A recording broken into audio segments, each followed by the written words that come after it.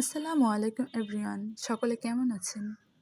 এই তীব্র গরমের মধ্যে চলে গিয়েছিলাম বিকালবেলা ৩০ গোডাউনে। অনেকদিন যাবতীয় ফেসবুকে দেখতেছিলাম যে সেলফি রোড নামে একটি জায়গা হয়েছে। সেখানেই চলে গিয়েছিলাম প্রথমে। একটি সুন্দর কৃষ্ণচূড়া গাছ দেখা যাচ্ছে। হাঁটতে হাঁটতে চলে গিয়েছিলাম, একটি মোজো ক্যাম্পিং হচ্ছিল। সেসব উপেক্ষা করে চলে যাচ্ছিলাম সেলফি রোডে।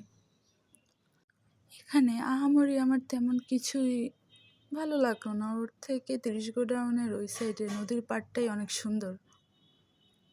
তারপর একটু সামনে এগিয়ে যাচ্ছিলাম। সেলফি রোডে এসেছি, এখানে না ঘুরে গেলে মনটাই ভালো লাগবে না পরে। সামনে একটি ফুড কার্ট দেখা যাচ্ছিল নদীর পাড়ে, ফুড অ্যান্ড ফুডিস।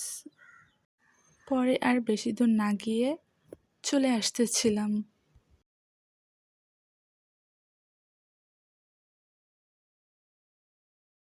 রাস্তায় আসার পথে সেই কৃষ্ণচূড়া গাছটি দেখলাম।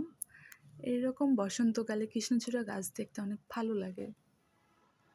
সামনে এগিয়ে যাচ্ছিলাম, যেতে যেতে অনেক মানুষের ভিড় দেখা গেল। এখানে এক মামা ব্যাগের সুন্দর সুন্দর কালেকশন নিয়ে দোকান দিয়েছিল।